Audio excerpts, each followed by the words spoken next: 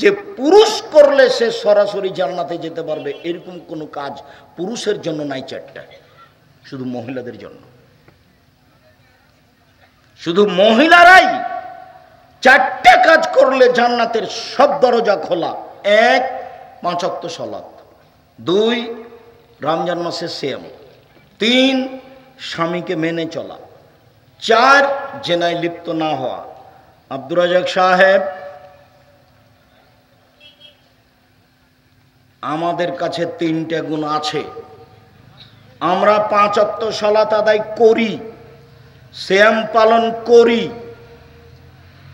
আমরা জেনায় লিপ্ত হই না। তবে স্বামীকে মেনে চলার ব্যাপারে আমাদের একটু আপত্তি আছে। আমার স্বামীর মুখ খুব খারাপ, ও খালি গালি দেয়, কথায় কথায় গালি দেয়, আর বড় মোবাইলে ল্যাংটা মেয়ে দেখে। আপনার স্ত্রী কি মিথ্যা কথা বলছে আপনি মনে করছেন? মনে হয় আপনার মুখ খারাপ। রাসূল সাল্লাল্লাহু আলাইহি সাল্লাম বলছেন, পৃথিবীর মানুষ মনে রেখো, মাইয়াজমাল্লি মা বাইনাল লাহিয়া ওয়া মা বাইনা রিজলাহি ইয়াজমাল্লাহুল জান্নাহ। কেউ যদি 2টা জিনিসের জিম্মেদারি নিতে পারে, আমি মুহাম্মদ সাল্লাল্লাহু আলাইহি সাল্লাম তাকে জান্নাতে নিয়ে যাওয়ার জিম্মেদারি নিলাম। কিভাবে জান্নাতে নিয়ে যাব সেটা আমার ব্যাপার। তবে মানুষ যদি 2টার জিম্মেদারি নিতে পারে, 1, মুখখান খারাপ করবে না, মুখে কাউকে গালি দিবে না, মুখখান বন্ধ রাখবে। 2, জেনায় লিপ্ত হবে না। বাস এই 2টা।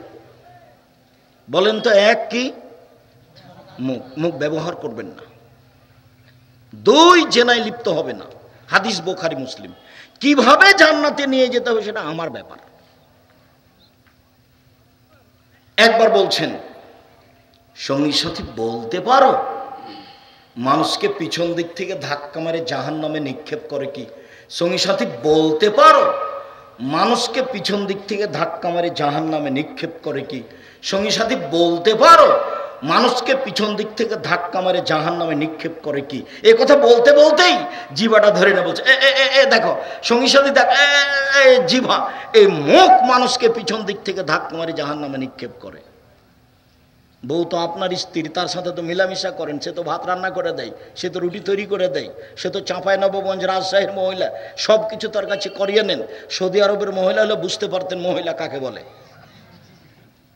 একটু কাজ করতে বললে বলতো, আমি কি আপনার দাসী নাকি, কাজ করতে এসেছি? কেন আপনার মুখখান খারাপ হবে? কেন খারাপ হবে? রাসূল সাল্লাল্লাহু আলাইহি ওয়াসাল্লাম বলছেন, সঙ্গী সাথী বলতে পারো মায়াদখুলুন নাসা নারা আকসার আও কাসিরান। সঙ্গী সাথী বলতে পারো মানুষ বেশি বেশি জাহান্নামে যায় কেন? সঙ্গী সাথী বলতে পারো মানুষ বেশি বেশি জাহান্নামে যাবে কেন? তখন সাহাবীগণ বলছেন, আল্লাহ রাসূল ভালো জানেন। তা আল্লাহ রাসূল বলছেন, আল ফারজাল ফাম, মুখের কারণে আর লজ্জা স্থানের কারণে, জেনার কারণে আর মুখখান খারাপ হওয়ার কারণে। একদিন আবু মুসা আশআরী বলছেন, সঙ্গী সাথী কাইফা বিকুম ওয়া জামানিন, তোমাদের কি হবে, যুগের কি হবে, তোমাদের কি হবে, যুগের কি হবে, তোমাদের কি হবে, যুগের কি হবে। এই যে উবকি তুমি হোসালাতে মিনান নাস, যেদিন সমাজের লোক হবে আগাছা, সবাই যেদিন খারাপ হবে সেদিন তোমাদের কি হবে, যুগের কি হবে। মানুষের ভিতরে আমানতদারি থাকবে না, সবাই পয়সা আত্মসাৎ করবে। মসজিদের সভাপতি, মাদ্রাসার সভাপতি, স্কুলের সভাপতি, চেয়ারম্যান, মেম্বার, এমপি, মন্ত্রী, যারা যেখানে আছে সবাই যেদিন প্রায় টাকা মেরে খাবে সেদিন তোমাদের কি হবে, যুগের কি হবে। শোনো সঙ্গী সাথী, এ দেখো এ দেখো এ দেখো, হইচই দাঙ্গা বাহাঙ্গামা মতবিরোধ যখন এভাবে ঢুকে যাবে, ডান হাতের আঙ্গুলকে বাম হাতের আঙ্গুলের ঢুকিয়ে দিলেন, যে হইচই যখন এরকম শুরু হয়ে যাবে, মতবিরোধ যখন এরকম শুরু হয়ে যাবে, তখন তোমাদের কি হবে, যুগের কি হবে, তোমাদের কি হবে, যুগের কি হবে। তখন সাহাবী বলছেন, বলেন কি করতে হবে, আপনি বলেন। তখন উত্তরে বললেন যে মুখখান বন্ধ রেখো, আলজিম লিসানাক, মুখখান বন্ধ রেখো। আব্দুর রাজাক সাহেব, 4টা জিনিস করলে জান্নাত পাবে এ কথাই ঠিক, তবে আমার স্বামীর মুখ খারাপ, সেই জন্য চাইলেও আমি তাকে যথাযথভাবে মূল্যায়ন করতে পারি না। আমার মন চাই যে তার কাপড় চোপড় পরিষ্কার করে দিই, আমার মন চাই যে আমি আমার নাম ধরে ডাকুক, আমি এক গ্লাস পানি নিয়ে যে দিই, কিন্তু তার মুখটা এত খারাপ আমি কষ্ট পাই। এরপর থেকে আপনার মুখটা যেন ভালো হয়, পরিবর্তন করেন। দোকানপাটে বসে আড্ডা পিটবেন না, দোকানপাটে বসে কারোর বদনাম করবেন না। চিরদিনের জন্য দোকানপাটে বসে আড্ডা পিটা গল্প করা নিষেধ করে যাচ্ছি। ওকে 2 পায়ের নিচে রেখে দেন। আজ থেকে নিয়ে আর কোনোদিন দোকানপাটে বসে গল্প করব না, বড় মোবাইলে ল্যাংটা মেয়ে দেখবো না। এশার সালাতের পরেই, আগেই খেয়ে থাকলে ভালো, খেয়ে না থাকলে খেয়ে ঘুমিয়ে যাব। ডান কাতে ঘুমাবো, সম্ভব হলে অজু করে এসে ঘুমাবো। যদি দোয়া পড়তে পারি আল্লাহুম্মা বিইসমে কামত ওয়াহে, এটা পড়বো। আরও যদি নবী যেটা বলতেন সেটা পড়তে পারি বলবো, আল্লাহুম্মা আসলামতু নাফসি ইলাইকা ওয়া ওয়াজ্জাহতু ওয়াজহি ইলাইকা ওয়া ফাওয়াজতু আমরি ইলাইকা ওয়া জাআতু জাহরি ইলাইকা রাগবাতান রাহাবাতান ইলাইকা লা মালজা ওয়ালা মানজা বিনকা ইল্লা ইলাইকা আমানতু বিকিতাবিকা আল্লাযী আনজালতা ওয়া নাবিয়্যিকা আল্লাযী আরসালতা। এটা আল্লাহ রাসূল ওযু করে ডান কাতে শুয়ে দোয়া পড়তেন। বড় যে আব্দুর রাজ্জাক সাহেব, তা আপনার সময় থাকলো 3 মাস, এই তোমাদের সময় থাকলো 24 ঘন্টা। বই আইনে রাসূল সাল্লাল্লাহু আলাইহি ওয়াসাল্লাম দোয়া অধ্যায়, এই দোয়া মুখস্থ করতেই হবে। সায়েদুল ইস্তেগফার তোমাকে মুখস্থ করতেই হবে, তুমি বাধ্য। চাঁপাই নবাবগঞ্জের ভাষায় তুমি তো করবে, তোমার বাপকে করতে হবে। তুমি একজন মুসলিম, কেন করবে না? করতে তুমি বাধ্য, করতেই হবে। আর যারা আপনারা কোরআন মাজিদ পড়তে পারেন, সূরা মুলক পড়বেন, সূরা সাজদা পড়ে ঘুমাবেন। মহিলা বৈঠকে যেটা বলেছে বুবু এই করলে এই হয়, বুবু ওইটা ঠিক নয়। মহিলা বৈঠকের বুবুর শতকরা 90% কথা মিথ্যে। আপনি যদি বলেন যে না এটা কথা ঠিক নয়, তাহলে আপনি আমার সামনে পেশ করেন, আপনাকে আমি অক্ষরে অক্ষরে দেখাচ্ছি। যারা রাতে সূরা মুলক পড়ে তাদের কবরের শাস্তি হবে না, হাদিস সহিহ, এ কথা আল্লাহর নবী বলেন। পেট ব্যথায় মারা যায় যারা, তাদের কবরের শাস্তি হবে না, এই কথা আল্লাহর নবী বলেন। জুমার দিনে মারা গেলে কবরের শাস্তি হবে না, এই কথা আল্লাহর নবী বলেন। শহীদ হয়ে গেলে কবরের শাস্তি হবে না, এই কথা আল্লাহর নবী বলেন।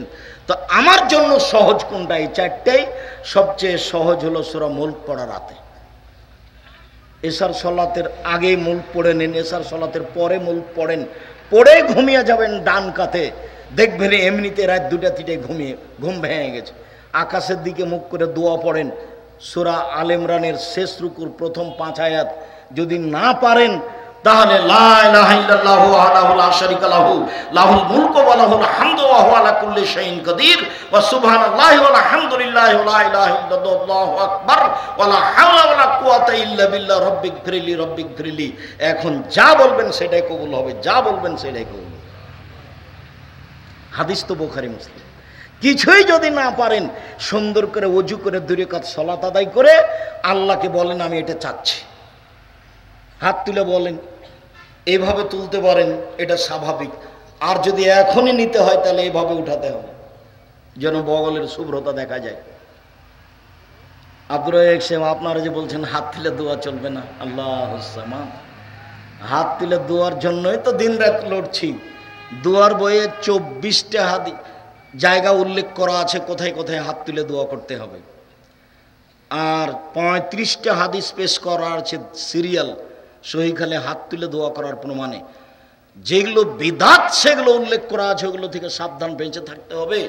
5 ওয়াক্ত সালাতের পরে হাত তুলে সবাই মিলে দোয়া করা যাবে না, এতে রাসূলকে অপমান করা হবে, এই কথাই ঠিক। ঈদের মাঠে করা হবে না, এই কথাই ঠিক। সভা সমিতি শেষে এটা করা হবে না, এই কথাই ঠিক। বিবাহের বৈঠক শেষে এটা করা হবে না, এই কথাই ঠিক। ঈদের মাঠে এটা করা হবে না, এই কথাই ঠিক। হাত তুলে দোয়া করা ব্যক্তিগত ব্যাপার, এ কথাই ঠিক। পানি চাইতে গিয়ে সমষ্টিগত ব্যাপার, এ কথাই ঠিক। 26 বছর থেকে ফতোয়া লিখে, তারপর আপনাদের বাড়ির পাশের মানুষ সাইদুর রহমান ইসাতে ইসলামের প্রিন্সিপাল, একসাথে অনেক দিন ফতোয়া লিখেছি, হাতে ফতোয়া লিখা আসছি। এখন সাধারণ মানুষ ফতোয়া বোর্ডের দায়িত্ব পালন করি। দেশ বিদেশের বড় বড় বিদ্বান আমার সামনে বসে থাকেন। সম্মানিত দিনী ভাই বোন, বলছিলাম মহিলা যদি 4টা কাজ করে জান্নাতের সব দরজা খোলা। আপনার মুখখান ভালো করেন। পরের অংশে বলছি আপনি দিনী বোন, আপনার যদি জেনা হয়ে গিয়ে থাকে আজ থেকে কান্নাকাটি শুরু করুন, জিন্দেগিতে আর কোনোদিন এই পাপে লিপ্ত হব না মর্মে আপনি আল্লাহকে বলেন, আপনার পাপ ক্ষমা হবে ইনশাআল্লাহ। আল্লাহ তাআলা বলেন ওয়ানাহান নাফসা আনিল হাওয়া ফাইনাল জান্নাতা হিয়াল মাওয়া। কেউ যদি তার প্রবৃত্তিকে পাপ থেকে ঠেকাতে পারে, আমি আল্লাহ তাকে জান্নাতুল মাওয়া দিয়ে দিলাম। জান্নাতুল মাওয়া আপনার জন্য অপেক্ষা করছে। আপনি পাপ থেকে নিজেকে ঠেকান, চিন্তা করবেন না চারটা জিনিস করলে মহিলারা জান্নাতে চলে যাবে, এই কথাই ঠিক। আবু হুরায়রা রাদিয়াল্লাহু তাআলা আনহু বলেন, রাসূল সাল্লাল্লাহু আলাইহি সাল্লাম বলেছেন, খায়রুন নিসায়ে, মহিলাদের মধ্যে সবচেয়ে ভালো কে? খায়রুন নিসায়ে, মহিলাদের মধ্যে সবচেয়ে ভালো কে? তখন আল্লাহ রাসূল বলছেন, ইদা নাযারা ইলাইহা সাররাতহু, স্বামী তার দিকে দেখলে স্বামীকে খুশি করতে পারে। এক। দুই, ওই যে আমারা আতা আথো, স্বামী আদেশ করলে পালন করে। তিন, ওই যে গাবান হাফেজাথু, স্বামী যখন বাড়িতে থাকে না তখন মোবাইলে কারো সাথে প্রেমের গল্প করে না। স্বামী যখন বাড়িতে থাকে না তখন দেবর ভাসুরের কারোর সাথে গল্পে লিপ্ত হয় না, ঘরে কাউকে ডেকে নিয়ে এসে বসায় না, স্বামীর অর্থ সম্পদ হেফাজতে রাখে। এই তিনটে গুণ আছে যার, সেই নারী সবচেয়ে ভালো। এই কথা মুহাম্মদ সাল্লাল্লাহু আলাইহি সাল্লাম বলেন। এক, স্বামীর সাথে কথা বললে হাসি মুখে বলে।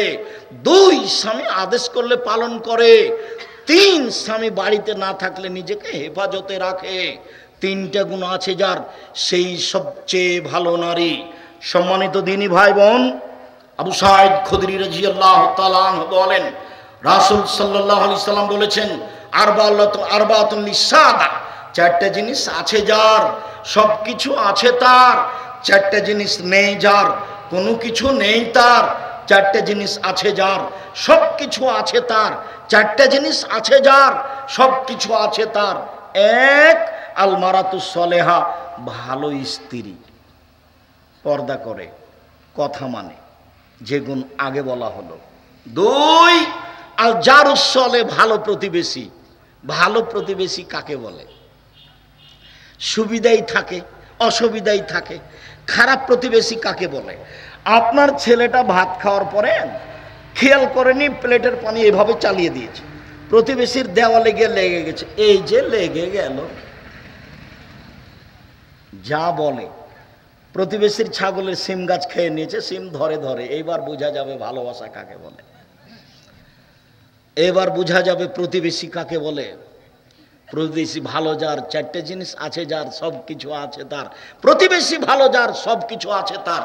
তিন, আল মারকাবুল হানি, একটা ভালো গাড়ি আছে যার, সাইকেলটার কোনো সময় চেন পড়ে না, আর যদি সাইকেল উঠলেই চেন পড়ে তাহলে বুঝতে হবে খারাপ। চার, আল বাইতুল ওয়াসে, প্রশস্ত ঘর, মেহমানকে খেতে দিতে হবে, বসতে দিতে হবে, তার জন্য অন্তত বৈঠকখানাটা বড় হতে হবে। আর যেটা বলেছি সেটা খুব মনে রাখবেন ভালোভাবে, খবরদার বাপের স্বভাবে ফিরে যেতে হবে, আপনার স্ত্রীকে মায়ের স্বভাবে ফিরে যেতে হবে। 150 চাউল রান্না করতে হবে না, হাফ কেজি 2 কেজি রান্না করতে হবে। সারাদিন মেহমানে খাবে, আপনি খাবেন। সকালে রাতে গরুতে খাবে, সকালে পাখিতে খাবে। 150 চাউল রান্না করে মেহমান আসলে চানাচুর বিস্কুট দিয়ে বিদায় করেন, এটা ঠিক নয়। মেহমানকে মূল্যায়ন করতে হবে, ফকিরকে খেতে দিতে হবে। সবচেয়ে শক্তিশালী ইবাদত হলো দান। মেহমানকে, ফকির মিসকিনকে খেতে দেওয়া দান। দানের চেয়ে শক্তিশালী ইবাদত, পাওয়ারফুল, ক্ষমতাধর ইবাদত পৃথিবীতে নেই। সম্মানিত দিনী ভাই বোন, বলছিলাম রাসূল সাল্লাল্লাহু আলাইহি সাল্লাম বলেন, আদ-দুনিয়া কুল্লুহা মাতা ও খায়রু মাতা'আদ দুনিয়া আল মারাতুস সালেহা, গোটা পৃথিবী সম্পদ, সবচেয়ে উত্তম সম্পদ হচ্ছে ভালো স্ত্রী। গোটা পৃথিবী সম্পদ, সবচেয়ে উত্তম ভালো সম্পদ হচ্ছে ভালো স্ত্রী। সাওবান রাদিয়াল্লাহু তাআলা আনহু বলছেন, লাইন আলিম তো আইয়ু শাইইন আফদাল ফানাত্তাখিজাহু, আমরা যদি জানতাম সবচেয়ে ভালো সম্পদ কোনটা, তার জাকাত লাগে না। যদি জানতাম সবচেয়ে ভালো সম্পদ কোনটা, যার জাকাত লাগে না, যদি জানতাম সবচেয়ে ভালো সম্পদ কোনটা, সংগ্রহ করে রাখতাম যার জাকাত লাগে না। বলতে বলতেই আল্লাহ রসুল বলছেন, শোনো, সবচেয়ে ভালো সম্পদ এক লিসানুন যাকির, ওই জিহ্বা, যে জিহ্বা সুবহানাল্লাহ, আলহামদুলিল্লাহ, আল্লাহু আকবার, তাসবিহ তাহলিল জিকির আজকার করতে পারে। দুই কালবুন শাকের, ওই অন্তর সঞ্চিত সম্পদ, দামি সম্পদ, যে অন্তর অল্পতেই খুশি, যাক আলহামদুলিল্লাহ, আল্লাহ যা দিয়েছে আলহামদুলিল্লাহ। তিন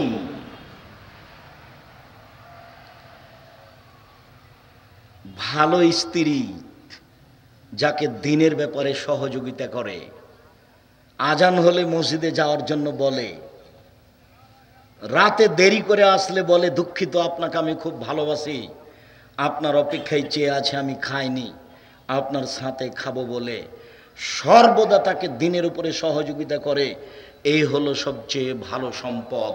এ কথা রাসূল সাল্লাল্লাহু আলাইহি সাল্লাম বলেন। সম্মানিত দিনী ভাই বোন, মহান আল্লাহ বলেন, অকারনা ফি বুয়ুতিকুন্না ওয়ালা তাবাররাজনা তাবাররুজাল জাহিলিয়াতিল উলা।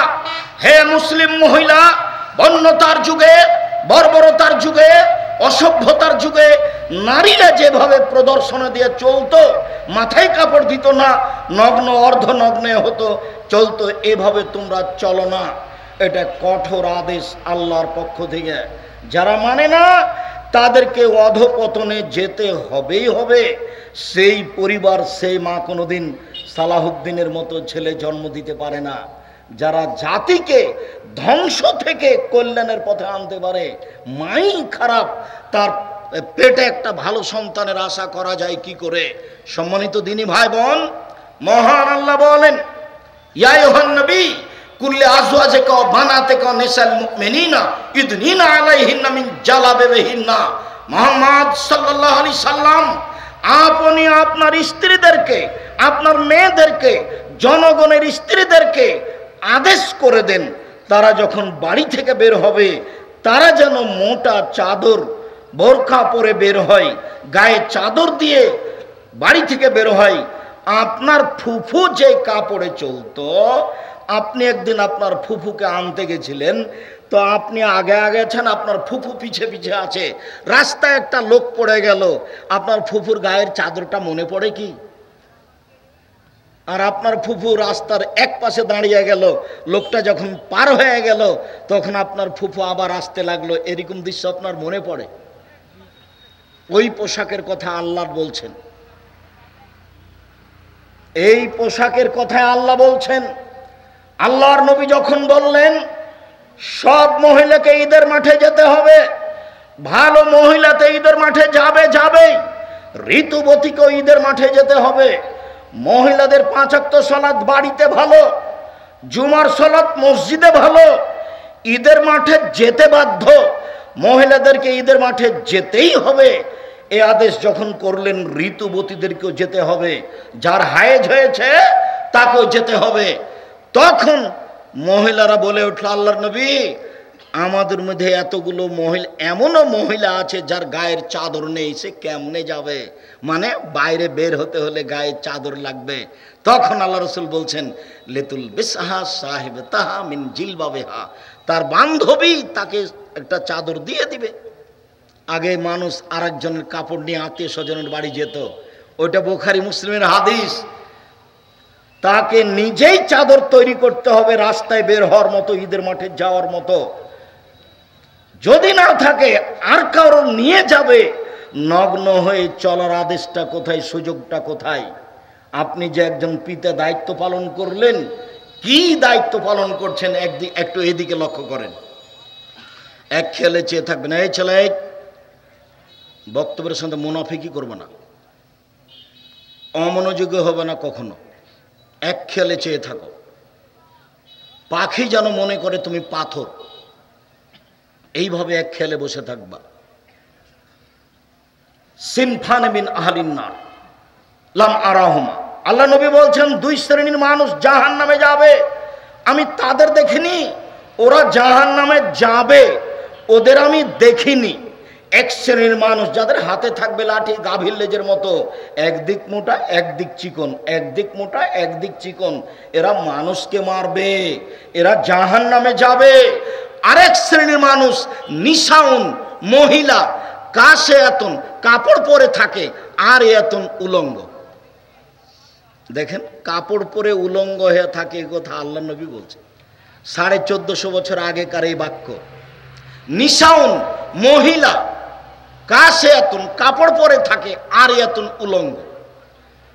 যদি শাড়ি পরে থাকে তাহলে ছোট ব্লাউজ আছে, পেট পিট দেখা যায়, হাত কবি এ পর্যন্ত দেখা যায়, বাহু পর্যন্ত, তো ওটা উলঙ্গ পোশাকে। আর যদি বোরখা পরে তাহলে ফ্যাশন বোরখা পরে, ঢঙ্গের বোরখা। আজ থেকে এই বোরখা আর কোনোদিন আপনি গায়ে দিবেন না, আজকে বাড়িতে গিয়ে জ্বালিয়ে দিবেন।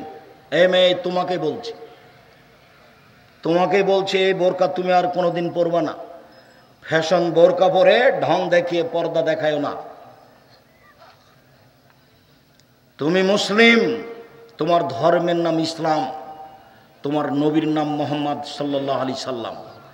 আজও একটা হিন্দু মেয়ে নিজের পরিচয়ে বিবাহ হয়ে গেলে কপালে কি দিবে? সিঁদুর দিবে। জীবন বাজি রেখে সেটা সে করবে। তার হাতে একটা কি দিবে? শাখা দিবে, মনে করে এটা আমার পরিচয়। তুমি একজন মুসলিম মহিলা ফ্যাশন বোরকা পরে জাতির ক্ষতি করে নিজেকে শিক্ষিতা মনে করো না। তুমি একজন মুসলিম মহিলা নগ্ন পোশাক পরে, অর্ধনগ্ন পোশাক পরে যুবকের ক্ষতি করে, জাতির ক্ষতি করে, শিক্ষক ছাত্রদের ক্ষতি করে নিজেকে শিক্ষিতা মনে করো না। তুমি শিক্ষিতা নও, তুমি শিক্ষিতা নও, তুমি শিক্ষিতা নও। তোমার বাপ শিক্ষিত নয়, তোমার মা শিক্ষিতা নয়। তোমার বাপ মা যদি নিজেকে শিক্ষিত মানুষ প্রমাণ করতে পারে, তুমি যদি নিজেকে শিক্ষিতা প্রমাণ করতে পারো, আমি আব্দুর রাজ্জাক মিনি ইউসুফ তোমার বাড়ির পাশে ওয়াদা করে গেলাম, আমি জাতির সামনে আর কোনোদিন বক্তব্য দেব না। তুমি কিভাবে প্রমাণ করো সেটা তুমি দেখাবা। তুমি একজন শিক্ষিতা মেয়ে জাতির ক্ষতি করো, তোমাকে দেখলে পাপ হয়, তোমার চুল দেখলে পাপ হয়, তোমার শরীর দেখলে পাপ হয়, তোমার অঙ্গ প্রত্যঙ্গ দেখলে পাপ হয়, তোমার গোটা দেহটাই হচ্ছে আর একজনের জন্য পাপের বস্তু। আল্লাহ রাসূল বলছেন, আল মারাতু আওরা, মহিলা হচ্ছে ঢেকে রাখা বস্তু, মহিলা হচ্ছে ঢেকে রাখা বস্তু। এ যা খারাজাত, ও যখন বাড়ি থেকে বের হয়, ইস্তাসরাফা শয়তান, শয়তান তখন তাকে পাপের উপরে আরো ক্ষিপ্ত করে তোলে, শয়তান তখন তাকে আরো পাপের উপরে ক্ষিপ্ত করে তোলে। সেই জন্য তো রাস্তায় যখন হাঁটে তখন কেন জানি কেমন কেমন করে, আনছান আনছান করে, একবার ডান দিকে যায়, একবার বাম দিকে যায়, একবার হাত নাড়ে, একবার চুল নাড়ে, দেখেন না কেমন কেমন করে। তার মানে শয়তান তাকে বেকায়দায় ফেলেছে।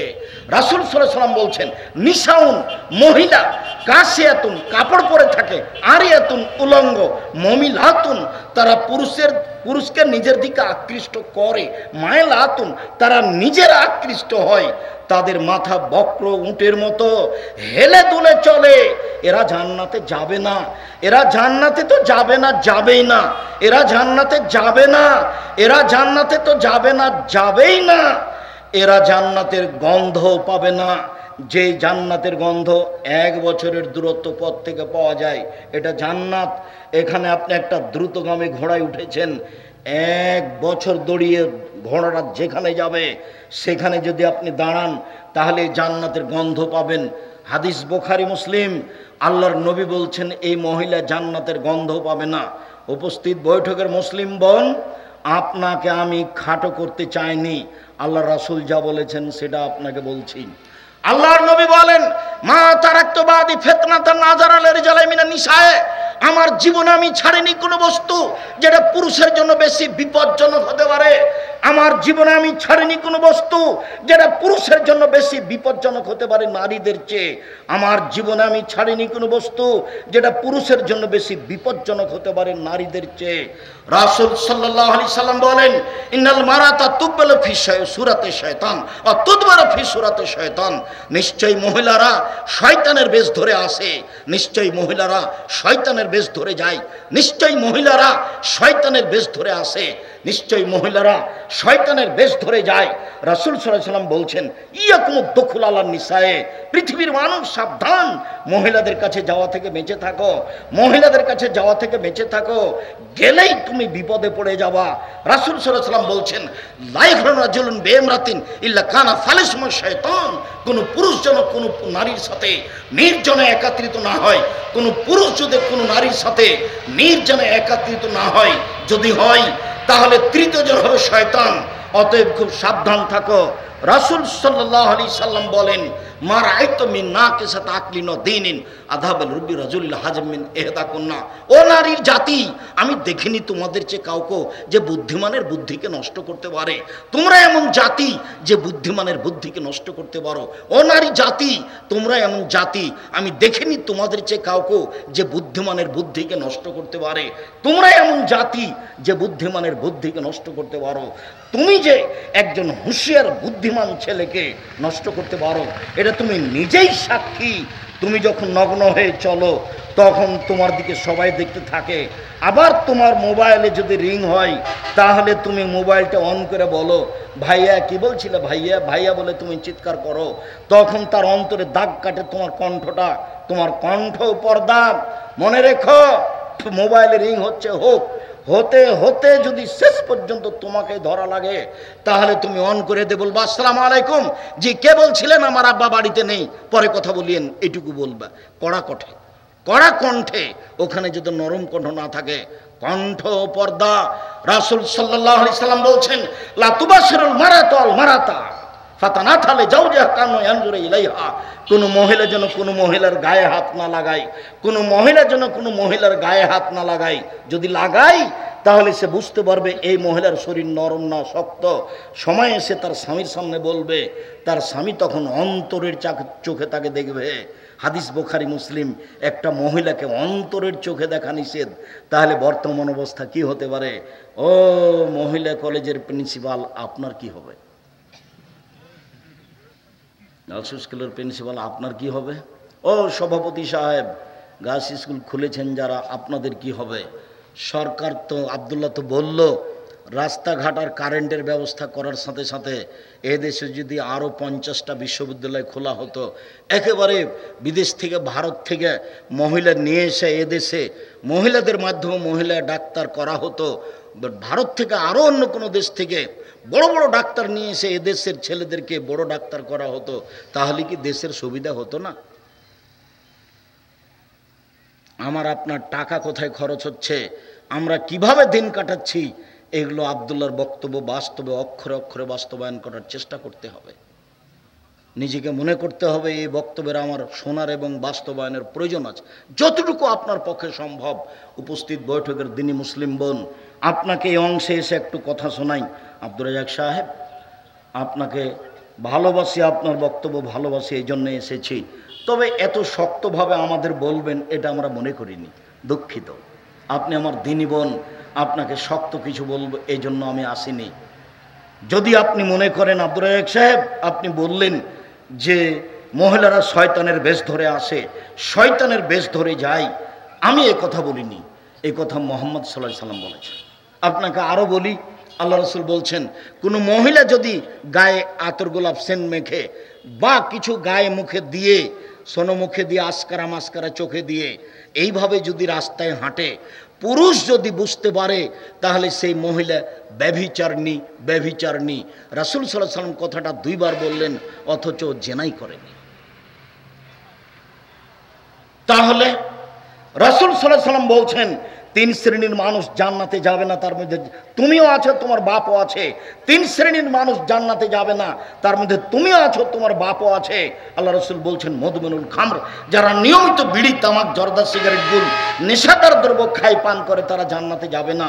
2, রাসূল সাল্লাল্লাহু আলাইহি ওয়াসাল্লাম বলছেন রাজলাতু মিনান নিসায়ে, পুরুষের বেশধারী নারী, যারা পুরুষের জুতা স্যান্ডেল পরে, যারা পুরুষের শার্ট প্যান্ট পরে, যারা পুরুষের পোশাক পরে, তারা জান্নাতে যাবে না। 3 অদায়ুস আল্লাযী ইকরাফি আলাল খাবাসা, যে তার বাড়িতে বেহায়ার সুযোগ দিয়েছে, যার মেয়ে নগ্ন পোশাকে স্কুল কলেজে যায়, বাপ বাংলাদেশে, মেয়ে লন্ডনে পড়ে, বাপ যে কত খুশি যে বলছে হিসাব নেই। 3 চিল্লাই গেছে, তাসবি টিপছে, বাপ এখানে তাসবি টিপছে, ওখানে মেয়ে জেনার তাসবি টিপছে। জান্নাত তো সহজ নয়। হজবাতিন নার বিশাওয়াত, মনের ইচ্ছা দিয়ে জাহান্নাম ঘেরা আছে। হজবাতে জান্নাত বিল মাকারিহ, নিয়ম নীতি কষ্ট ক্লেশ ত্যাগ তিতিক্ষা দিয়ে জান্নাত ঘেরা আছে। মনের ইচ্ছা দিয়ে জাহান্নাম ঘেরা আছে। মন মতো চলে যে জাহান্নামে যাবে সে, মন মতো চলে যে জাহান্নামে যাবে সে। সুদ ঘুষ খায় দেয় যে জাহান্নামে যাবে সে। ধোঁকাবাজি করে যে, প্রতারণা দেয় যে, জমি জাল করে যে, মন মতো চলে সে, মন মতো চলে যে জাহান্নামে যাবে সে। মিথ্যুক ধোঁকাবাজ শয়তান দায়িত্বশীলের প্রশংসা করে যে জাহান্নামে যাবে সে। মানুষকে ফাঁকি দেয় যে জাহান্নামে যাবে সে। 10 টাকা মেরে খায় যে জাহান্নামে যাবে সে। এরা জাহান্নামে যাবে, এই কথা মুহাম্মদ সাল্লাল্লাহু আলাইহি সাল্লাম বলেন। রাসূল বলেন হজবাতিন নার বিশাওয়াত, মনের ইচ্ছা দ্বারা জাহান্নাম ঘেরা আছে, নিয়ম নীতি কষ্ট ক্লেশ দ্বারা জান্নাত ঘেরা আছে। উপস্থিত বৈঠকের দিনই বোন, আপনাকে আমি খাটো করতে চাইনি, আপনিও মুসলিম। আয়েশা রাদিয়াল্লাহু তাআলা একজন মুসলিম মহিলা, আপনিও মুসলিম মহিলা। একটু দেখেন এইদিকে, এই মেয়ে কথা বলছো কেন? এইদিকে খেয়াল করো। যে উপস্থিত বৈঠকের দিনই বোন, আপনি একটুকে এদিকে খেয়াল করবেন। দেখেন, আপনাকে আমি শয়তান বলিনি, আপনি অনেক ভালো মানুষ। এদিকে দেখেন, আয়েশা রাদিয়াল্লাহু তাআলা আনহা বলেন, আল্লাহর নবী বললেন, আয়েশা হাদা জিবরাইল ইকরাইকা আলাইহা সালাম। আয়েশা শোনো শোনো শোনো, এই যে জিবরাইল তোমাকে সালাম দিল। আয়েশা শোনো, এই যে জিবরাইল তোমাকে সালাম দিল। তখন আয়েশা রাদিয়াল্লাহু তাআলা আনহা বলছেন, আলাইহিস সালাম ওয়া রাহমাতুল্লাহি ওয়া বারাকাতুহু, তার উপরে সালাম, তার উপরে বরকত, তার উপরে রহমত। ফাতারা ওয়ালা নারা, আপনি তো দেখতে পান, আমরা তো দেখতে পাই না, কোথায় জিবরাইল? অথচ এক খাটে 3 জন, এক ল্যাপের নিচে 3 জন। কে কে? মুহাম্মদ সাল্লাল্লাহু আলাইহি সাল্লাম, জিবরাইল আলাইহিস সালাম, আর একজন কে? আয়েশা রাদিয়াল্লাহু তাআলা আনহা। তাহলে কি আল্লাহ রাসূল এরকম মহিলাকে শয়তান বললেন, যাকে জিবরাইল সালাম দেয়? আয়েশা এই যে জিবরাইল, জিবরাইল তোমাকে সালাম দিল। তখন আয়েশা বলছেন, আলাইহিস সালাম ওয়া রাহমাতুল্লাহি ওয়া বারাকাতুহু, জিবরাইলকে সালাম, তার উপরে রহমত, তার উপরে বরকত। আরে আপনি তো দেখতে পান, আমরা তো দেখতে পাই না। এক বিছানায় 3 জন। ইনি তো মহিলা মানুষ। ইনার আরেকটু কথা আপনাকে শোনাই। বলছেন, আমার ঘরে হলো আমার স্বামীর কবর, তখন আমি এমনিতেই যাই, মাথায় কাপড় দেওয়া খুব একটা প্রয়োজন মনে করি না। কয়দিন পরে হলো আমার বাপের কবর, তখন আমি মনে করি এটা আমার স্বামীর কবর, এটা আমার বাপের কবর, আমি এমনিতে যাই। কয়দিন পরে সেখানে হলো উমর রাদিয়াল্লাহু তাআলার কবর, তখন আর আমি এমনিতে যাই না, আমি কবরকে লজ্জা করি, এখানে একজন বেগানা পুরুষের কবর আছে। আয়েশা রাদিয়াল্লাহু তাআলা একটা কবরকে লজ্জা করে। আর তুমি একটা মেয়ে মানুষ, ক্লাস 10-এ পড়ো, যেদিন তুমি 7-এ উঠেছো সেদিন তুমি যুবতী হয়েছো, তোমার হাইট শুরু হয়েছে। আজকে তুমি মাথায় কাপড় না দিয়ে কেমনে এলে? তোমার বাপ এটা কেমনে মেনে নিল? তোমার মা এটা কেমনে মেনে নিল? এটা কি করে হতে পারে? এ কোন ধরনের পরিবার? এর নাম পশু প্রাণীর পরিবার। কষ্ট দেওয়ার জন্য আপনাকে আমি আসিনি, আপনি আমার দিনী ভাই, আপনাকে আমি যথাযথভাবে মূল্যায়ন করতে চাই। আমি আপনার দূরের মানুষ নই, আমি আপনার বাড়ির মানুষ। যার কারণে আমি বলি, বিশেষ করে চাঁপাইনবাবগঞ্জ রাজশাহীর দিনী মুসলিম ভাই বোন, আমি আব্দুর রাজ্জাক বিন ইউসুফ, আপনাদের বাড়ির ছেলে, আপনার ভাই, আপনার ছেলে। কোরআন হাদিসের ব্যাপারে আমি আপনার পাশ থেকে সঠিক উত্তর পরামর্শ দিতে চাই। আপনি আমাকে এড়িয়ে আমার বক্তব্য বন্ধ করে আর একজনের কাছে আশ্রয় নিয়েন না, তাহলে আপনার প্রতিবেশীর সাথে খারাপ আচরণ হবে, সাথে সাথে শরীয়তের ব্যাপারে আপনি নিরাপদ হবেন না।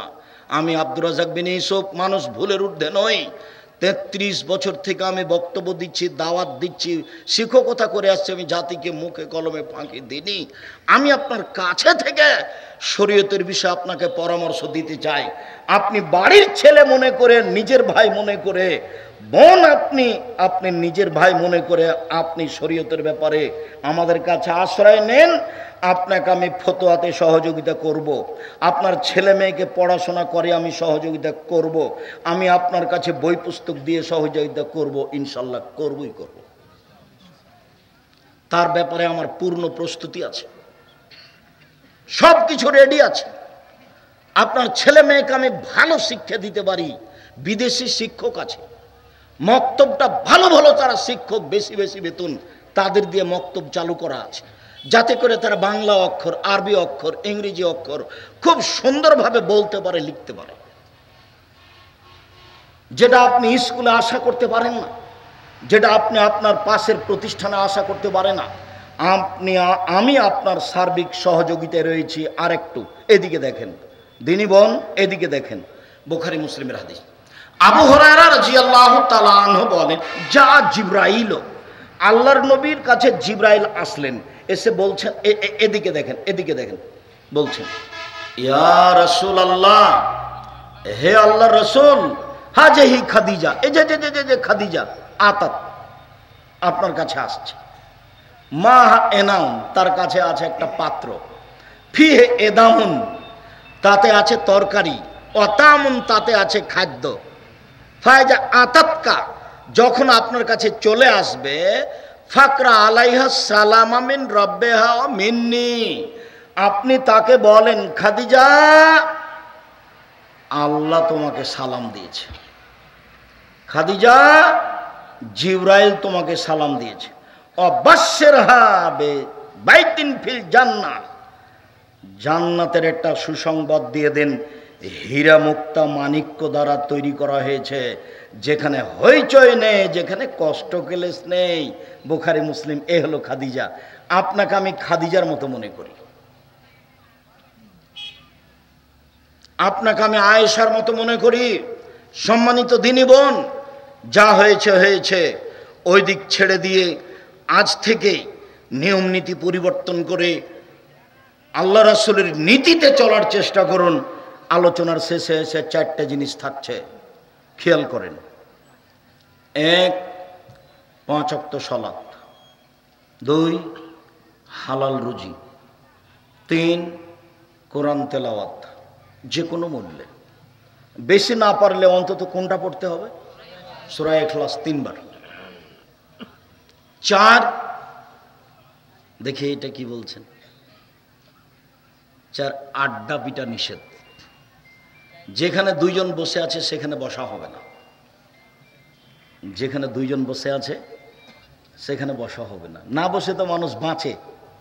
আমি জীবনে কোনোদিন চায়ের স্টলে বসি না, আছি তো, কোনো দিনই নয়। ছাত্র জীবন আছে 16 বছর। 1988 আগস্টের 20 তারিখ রোজ বুধবার বিকাল 3টে থেকে আমি শিক্ষক। 88 আগস্টের 20 তারিখ রোজ বুধবার বিকাল 3টে থেকে শিক্ষক। এখন পর্যন্ত আমি কোনোদিন চায়ের স্টলে বসিনি, তা আমরা তো আছি মেজে। এখন নয়, হাটে বাজারে তেমন যায় না বললেই চলে, তো তারপরে তো আছে। 4টা অনুরোধ থাকলো, উপদেশ, 5 ওয়াক্ত সালাতের ব্যাপারে কঠোরভাবে থাকলো।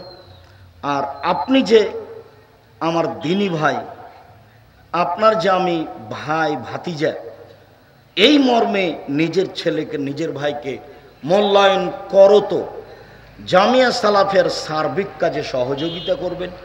আজকের জন্য যত বই পুস্তক আছে, তোমরা যারা আছো কেউ একটা পত্রিকা ছাড়া যাবে না। একটা পত্রিকার দাম 25-30 টাকা। টাকা না থাকলে পত্রিকা ছেড়ে যাবে না, অন্যান্য বই নিয়ে যাবা, সবই নিয়ে যাও। দুয়ার বই নিয়ে যাও, ব্যতিক্রম বই। সলাতের নামাজের বই নিয়ে যান, ব্যতিক্রম বই। আর ওই মমর্ষ হতে কবর পর্যন্ত, আর কেন নির্যাতন কি তার প্রতিকার, আর আপনার আদর্শ পরিবার, আদর্শ নারী, সব বইগুলি নিজের বই নিজে মূল্যায়ন করে নিয়ে যাবেন। আর তোমরা কেউ পত্রিকা ছাড়া যাবা না। সকল দিনী ভাই বোনকে, বিশেষভাবে আমার দিনী বোনদেরকে, আদর্শ পরিবার, আদর্শ নারী, এই বইগুলি সম অধিকার নাই, মর্যাদা চাই, এই বইগুলি সংগ্রহ করার জন্য অনুরোধ জানাচ্ছি। আমি আপনার পাশে থেকে মুখে কলমে মিডিয়া দিন প্রচার করতে চাই। আশা যে আপনি এগুলিকে যথাযথভাবে মূল্যায়ন করবেন। আপনার দরবারে এই জোরালো দাবি রেখে বলি, আল্লাহ আমাদের যারা মারা গেছে তুমি তাদের কবরের শাস্তি মাফ করো। আমরা যারা অসুস্থ তুমি তাদের আরোগ্য দান করো। আমরা যারা বেঁচে আছি তুমি তাদেরকে তোমার রাসূলের পদ্ধতি অনুযায়ী চলার তৌফিক দান করো। আজকে মহিলাদের ব্যাপারে যে আলোচনা করছিলাম, এই আলোচনা অনুযায়ী তুমি আমাদের এই দিনী বোনদেরকে, আমাদের মেয়েদেরকে চলার সুযোগ করে দাও, তৌফিক দান করো। আমাদেরকে তার সাথে সাথে তাদেরকে পূর্ণ সহযোগিতা করার, 5 ওয়াক্ত সালাত আদায় করার তৌফিক দান করো। তোমার দরবারে জোরালো দাবি দাওয়া দোয়া রেখে আজকের সংক্ষিপ্ত আলোচনা এখানে শেষ করলাম। তোমরা কেউ পত্রিকা ছেড়ে যাবা না, সবই বই নিয়ে যাও। আপনাকে নিতে হবে, এটা আপনার কাছে যেন ভারী না হয়। বইয়ের দাম কত হয়? 200 টাকা নয় 250। ও আব্দুল্লাহর মিন্নাতুল বারি থাকতে পারে, বুখারীর ব্যতিক্রম ব্যাখ্যা, মিন্নাতুল বারি দেখেন তো, আব্দুল্লাহর মিন্নাতুল বারি ব্যতিক্রম ব্যাখ্যা। আর উপদেশ বই, আজকের আলোচনা উপদেশ বই আছে। যদি বাপের আগে ছেলে হোক মেয়ে হোক, তার বাপের আগে মৃত্যু হলে অংশ কিরকম পাবে? ওই ছেলে অংশ পাবে না, তাকে বাপ ওসিয়ত করবে। 3 ভাগের 1 ভাগ ওসিয়ত করা যায়, বা অংশ যেটুকু পাবে ওসিয়ত করা যায়। যদি 3 ভাগের 1 ভাগের বেশি হয় তাহলে করা যাবে না, 3 ভাগের 1 ভাগ করতে হবে। খালাতো ভাই তার খালার জমি জাল দলিল করে ভোগ করছে, খালাতো বোনকে জমি বুঝিয়ে দিচ্ছে না, কোর্টে কেস করেছে। এটা তো হক নষ্ট, এগুলি কি আর জিজ্ঞাসা করা লাগবে? মসজিদে যে টাকা দান করে আয়, সে টাকায় যদি ক্যামেরায় কি আছে, ক্যাশিয়ার মসজিদের কাজে না রেখে খরচ করে দেয় এবং পরবর্তীতে ক্যাশিয়ার তার টাকা ক্যাশে রেখে দেয়, তাহলে কি গুনাহ হবে? না করাই ভালো। তার ক্ষমতা থাকলে কাজে লাগিয়ে দিয়ে সেটাকে পরের দিন সেটা জমা করে দিল, তা করতে পারে। তবে 10 পয়সার ব্যাপারে সতর্ক থাকা। জাযাকুমুল্লাহ খাইর, বারাকাল্লাহ, সাথে রাখা। আর ও 23-24 সম্মেলনে সবাইকে যেতে হবে। দেশের বিদেশের বড় বড় আলেম ওলামা আছে। 23-24 তাই না, নভেম্বর, 23-24 নভেম্বর জামিয়া সালাফিয়া নিজের প্রতিষ্ঠান সম্মেলন, আমাদের সম্মেলন। আমি আপনাকে এইভাবে বলার জন্য অনুরোধ জানাচ্ছি, ভুল হবে কি? অতএব এইভাবে মূল্যায়ন করেন, ভালো লাগবে। আমি ছাত্র অবস্থায় আমার পিতা আমার বিয়ে দেয়, এখন আমার সন্তান হলে কি আমাকে আকিকা দিতে হবে? না, আমার পিতা দিলে হবে। দুনিয়ার যে কোনো মানুষ দিলেই হবে, 7 দিনের দিন দিতে হবে। আমি কয়েক মাস আগে হারাম সম্পর্কের মধ্যে ছিলাম, আল্লাহর রহমতে আলহামদুলিল্লাহ এখন বের হয়ে গেছি। কিন্তু এখন মাঝে মধ্যে আবার হারাম সম্পর্কের মধ্যে যেতে মন চাই। তুমি রাতে উঠে 2 রাকাত সালাত আদায় করে কান্নাকাটি করবা। আমাকে কিছুদিন যাবত অনেক ভয় লাগছে, কবরের ও মৃত্যুর ভয়, পরকালের ভয়। আমি যে কাজেই করি না কেন, সব কাজেই আমাকে এটার ভয় লাগছে, লাগুক, লাগাই ভালো। তুমি কবরকে স্মরণ করো, আর এরই ফাঁকে বেঁচে থাকার মতো রুজু উপার্জনের চেষ্টা করো। আমার স্ত্রীর মাথায় অল্প একটু সমস্যা আছে, কিন্তু সাধারণ মানুষের মাঝে তা প্রকাশ পায় না। এমতো অবস্থায় তাকে তালাক দিলে আমার পাপ হবে কি? তালাক না দেওয়াই ভালো। তাকে নিয়ে চললে আপনার ভিতরে আল্লাহর পক্ষ থেকে দয়া রহমত আসবে আপনার মাঝে। যদি মনে করেন চলা যাচ্ছে না, সেটা তো শরীয়তে তালাক দেওয়া যায় আছে, দিতে পারেন। নিয়ে এসেছেন সংসারে, সংসার করেন, সেটাই ভালো হবে। জামাতে সালাত চলাকালে যে কেউ যোগ দিলে কি সানা পড়া লাগবে? না, প্রথমে থাকলে সানা পড়া লাগবে। আর যদি প্রথমে না থাকেন তাহলে আল্লাহ আকবর বলে ইমাম যে অবস্থায় আছে সে অবস্থা গ্রহণ করবে। ইমাম যদি কেরাতে থাকে তাহলে আউযুবিল্লাহ বিসমিল্লাহ বলে সূরা ফাতিহা পড়বেন। এছাড়া রুকু সিজদা যে অবস্থায় আছে সেটাই যাবে। ফরজ সালাতের পর সূরা ইখলাস, নাস, ফালাক পড়ে হাতে ফোঁক দিয়ে শরীর মাসা করা যাবে? জি না। ইখলাস, ফালাক, নাস পড়বেন 5 ওয়াক্ত সালাতে। আর ফোঁক দিয়ে গায়ে হাত বলে দেওয়া হলো বিছানে শোয়ার সময়। হাত এইভাবে ধরে ইখলাস, ফালাক, নাস পড়ে হাতে হালকা থুথু ফোঁক দিয়ে, বা আগে হালকা থুথু দিয়ে ইখলাস, ফালাক, নাস পড়ে মুখের উপর দিয়ে হাত, গায়ের উপর দিয়ে হাতটা বলাবেন 3 বার।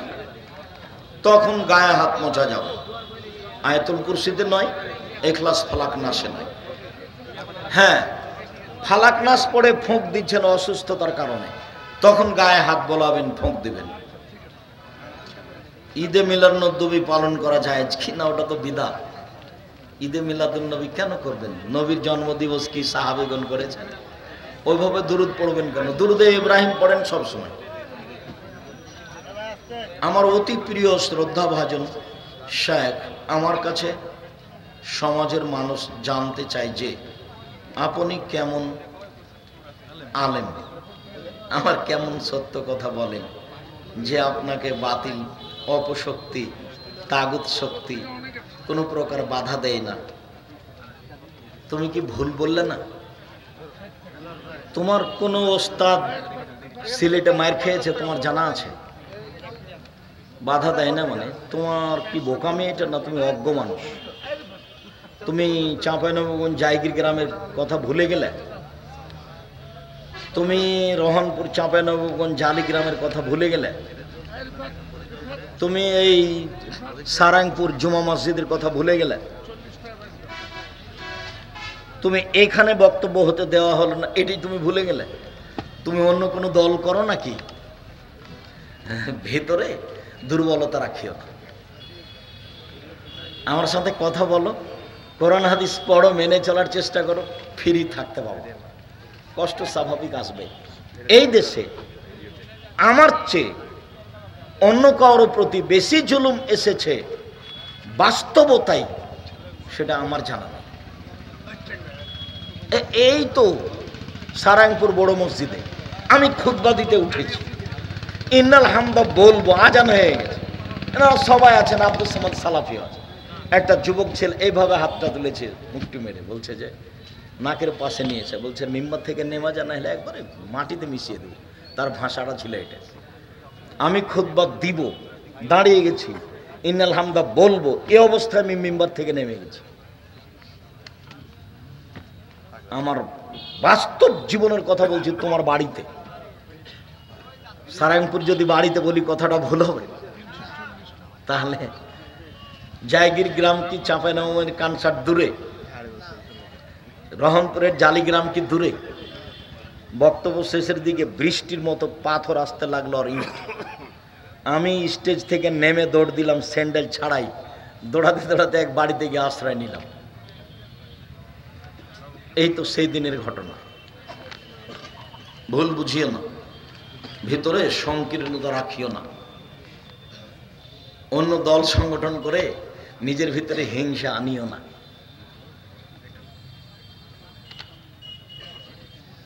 যে সুদ খায় বা যে এনজিওতে চাকরি করে তার বাড়িতে কি দাওয়াত খাওয়া যাবে? জি না। তাড়াতাড়ি করো আনবে। আমার আব্বু বয়স্ক হয়ে গেছেন আর এখন প্রায় শূন্য অবস্থায় বা পাগলের মতো আচরণ করছেন।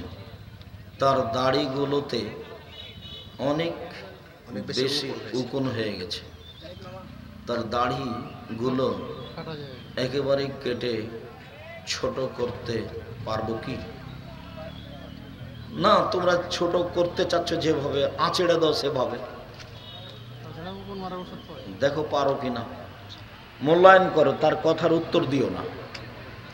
একদিন তোমার আব্বা ভালো ছিলেন, এ কথাই ঠিক। একদিন তোমাদের সাথে ভালো আচরণ করছিলেন, তোমাদের রুজির চিন্তা করছিলেন। কাজে সেই দিনকে হিসাব করে আজকে মূল্যায়ন করো, আল্লাহ ভালোবাসবে। একটা হিন্দু মেয়েকে ভালো লাগে, আমি তাকে বিয়ে করতে চাই। তোমার বাপকে বলো তুমি বাড়াবাড়ি করিও না। চেয়ারম্যানকে বলো তাকে মুসলমান করো, বোকামির পরিচয় দিও না, তাহলে ভালো শান্তি পাবো। চেয়ারম্যানকে বলো, তোমার বাপকে বলো মুসলমান করে বিবাহ করো। শুক্রিয়া, জাযাকুমুল্লাহ খাইর। হাতের বামে যেটা দেখতে পাচ্ছেন এই বড় সাইজের, এগুলো সব নামাজ সলাতের বই। এগুলো আমার লেখা সলাতের নামাজের বই।